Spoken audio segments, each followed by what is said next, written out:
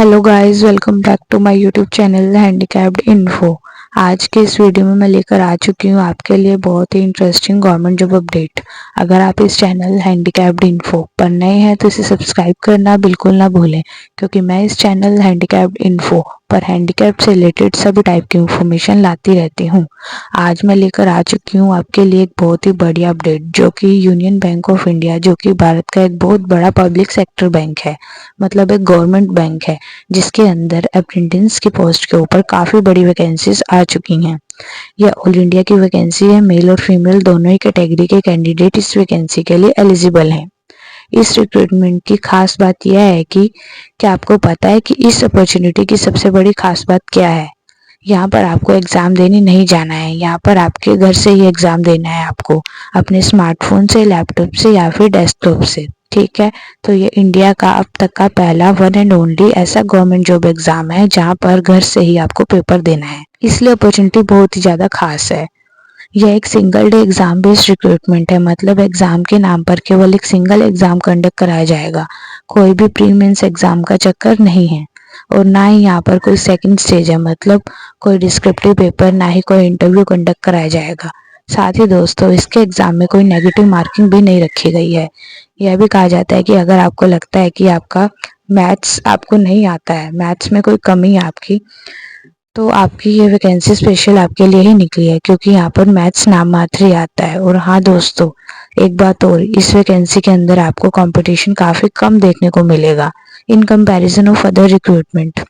उसका क्या बड़ा कारण है, क्या वह पॉइंट है, वह मैं आपको आगे समझाने वाली हूँ, क्योंकि वह चीज़ यूनियन बैंक ऑफ इंडिया ने नोटिफिकेशन में पहले ही क्लियर कर दी है।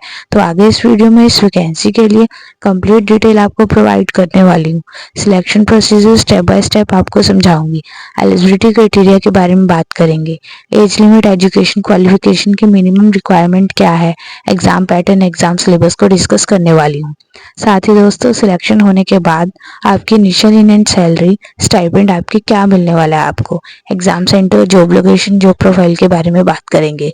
साथ ही दोस्तों, इस वैकेंसी के लिए ऑनलाइन फॉर्म आप कैसे अप्लाई कर सकते हैं, वह भी पूरा प्रोसीजर आपको समझाने वाली हूँ। तो दोस्तों, इस वीडियो को लास्ट तक जरूर देखिएगा। तो चलिए दोस्तों, वीडियो शुरू कर लेते हैं। जैसे कि मैंने आपको स्टार्टिंग में बताया कि यूनियन बैंक ऑफ इंडिया के अंदर अप्रेंटिसशिप की पोस्ट के ऊपर ये वैकेंसी निकल कर आई है। टोटल नंबर ऑफ वैकेंसी इस पोस्ट के ऊपर 2691 है। ये vacancy state wise, category wise divided की गई हैं। नोटिफिकेशन में सारी जानकारी दे रखी है कि किस स्टेट से किस कैटेगरी में कितनी वैकेंसीज हैं यहाँ पर।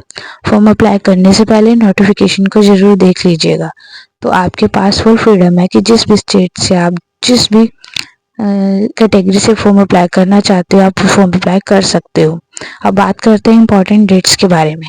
इस वैकेंसी को लेकर ऑनलाइन फॉर्म ऑलरेडी 19 फरवरी से स्टार्ट हो चुकी हैं। फॉर्म भरने की जो लास्ट डेट यहाँ पर रखी गई है वो 5 मार्च 2025 रखी गई है। फॉर्म अप्लाई करने के लिए आपको बहुत ज़्यादा टाइम नहीं दिया गया है, क्योंकि इसका सिलेक्शन प्रोसीजर बहुत ही ज़्यादा फास्ट चलेगा। तो वीडियो को देखने के तुरंत बाद आपको फॉर्म अप्लाई कर दीजिएगा। अगर आप इसमें वैकेंसी को लेकर थोड़े से भी इंटरेस्टेड हैं तो बात कर लेते हैं आगे फॉर्म फीस के बारे में। जनरल ओबीसी वालों के लिए यहाँ पर 600 रुपये फॉर्म फीस चार्ज की गई है। SC ST वालों के लिए 600 रुपये, PWD कैटेगरी के लिए 400 रुपये फॉर्म फीस चार्ज की गई है। अब बात करते हैं एलिजिबिलिटी क्राइटेरिया के बारे में, कि सबसे पहले इस एज लिमिट को डिस्कस करेंगे, उसके बाद क्वालिफिकेशन को देखेंगे। जनरल वालों के लिए मिनिमम एज लिमिट 20 साल है और मैक्सिमम एज लिमिट 28 साल यहाँ पर रखी गई है। इस बार जो आपकी एज कैलकुलेट होगी वो एज ऑन 1 फरवरी 2025 तक होगी। ओबीसी, SC ST वालों को एज में रिलैक्सेशन मिलेगा, और फिजिकली हैंडीकैप्ड को भी। ओबीसी को 3 साल का, SC ST को 5 साल का, और फिजिकली हैंडीकैप्ड को 10 साल का एज में रिलैक्सेशन देखने को मिल जाएगा। बात करते हैं एजुकेशन क्वालिफिकेशन के बारे में।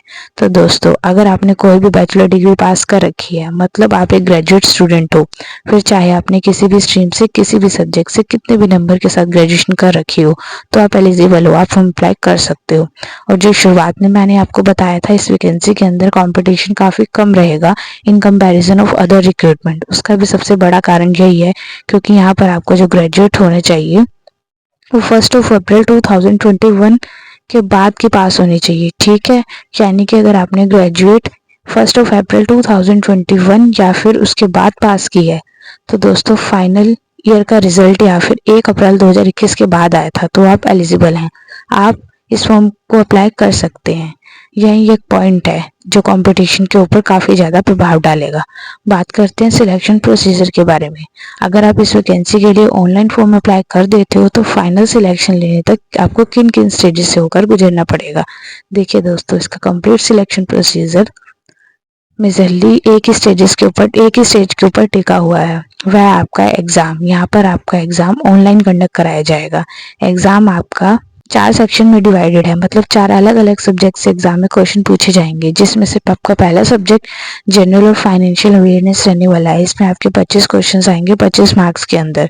दूसरा सब्जेक्ट आपका जनरल इंग्लिश रहने वाला है, इसमें भी आपके 25 क्वेश्चन आएंगे 25 मार्क्स के अंदर। एंड तीसरा सब्जेक्ट आपका क्वांटिटी और रीजनिंग एप्टीट्यूड रहने वाला है, इसमें आपके 25 क्वेश्चन आएंगे 25 मार्क्स के अंदर। एंड आपका फोर्थ सब्जेक्ट यहाँ पर रहने वाला है कंप्यूटर नॉलेज, इसमें भी आपके 25 क्वेश्चन आएंगे 25 मार्क्स के अंदर। इसी के बेसिस पर आपका एग्जाम में 100 क्वेश्चन आएंगे 100 नंबर के अंदर।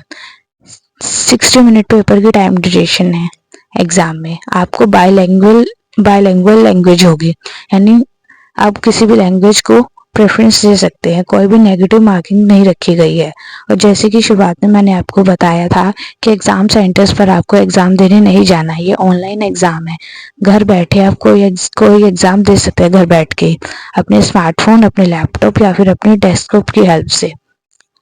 कैसे आप इसका एग्जाम दोगे? कोई भी कैमरा होता है मोबाइल वगैरह या किसी भी चीज का, वो आपके सामने होगा, तो आपको उसको रखना होगा और आपका एग्जाम होगा। आपको इसमें कैसे अप्लाई करना है, इसके लिए सिलेक्शन के बहुत चांस बेहतरीन है। इसमें आगे बढ़ने से पहले एग्जाम सिलेबस को डिस्कस कर लेते हैं। इसका एग्जाम का complete syllabus subject wise topic wise आपको सामने स्क्रीन पर दिखाई दे रहा होगा।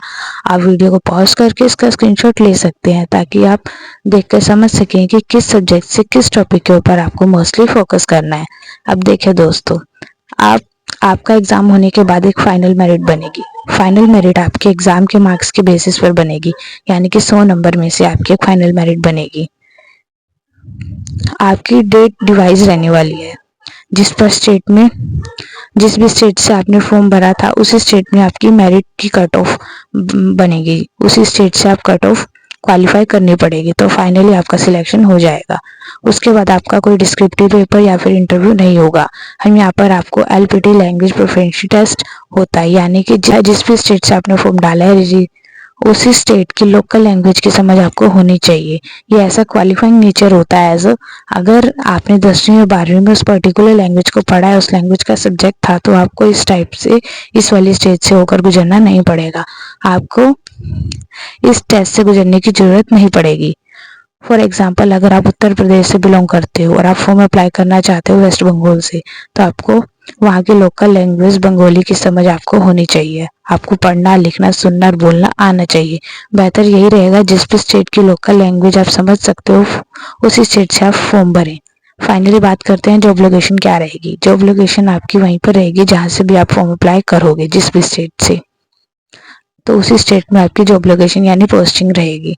आपको क्लरिकल काम करना पड़ेगा। यह एक ऑफिस सेक्शन की बैंक की जॉब है, तो हमेशा आपको पर्टिकुलर ब्रांच के अंदर कंप्यूटर रिलेटेड काम करना पड़ेगा।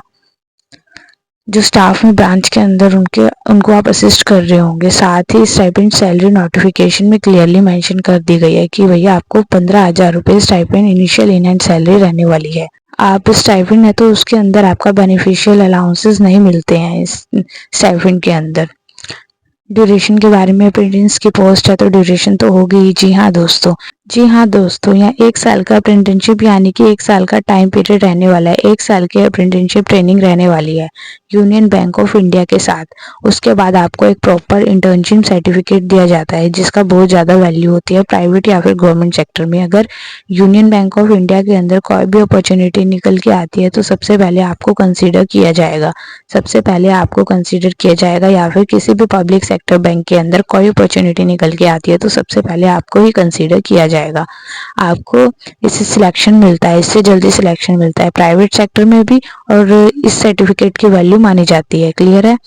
और हर महीने में ही रुपए 15,000 तो आपको मिलेंगे ही। हर महीने 15,000 तो आपके रहेंगे ही। अगर आप इस डिपार्टमेंट के अंदर घुस जाएंगे, बैंक के अंदर घुस जाएंगे, परमानेंट होने का जुगाड़ वहीं से आपका कुछ ना कुछ लग ही जाएगा।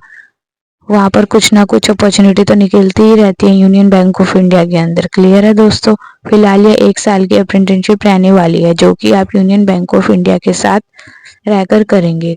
फाइनली बात करते हैं कि फॉर्म अप्लाई कैसे करना है। फॉर्म अप्लाई करने का डायरेक्ट लिंक डिस्क्रिप्शन बॉक्स में है, आप उसके थ्रू फॉर्म अप्लाई कर सकते हो। फॉर्म अप्लाई करने से पहले नोटिफिकेशन जरूर अच्छे से पढ़ लीजिएगा। तो इस वीडियो में इतना ही था। वीडियो अच्छी लगी हो तो वीडियो को लाइक करिएगा, दोस्तों के साथ शेयर करिएगा, चैनल को सब्सक्राइब करना मत भूलिएगा। मिलते हैं अगली वीडियो में बहुत ही जल्द, तब तक के लिए जय हिंद।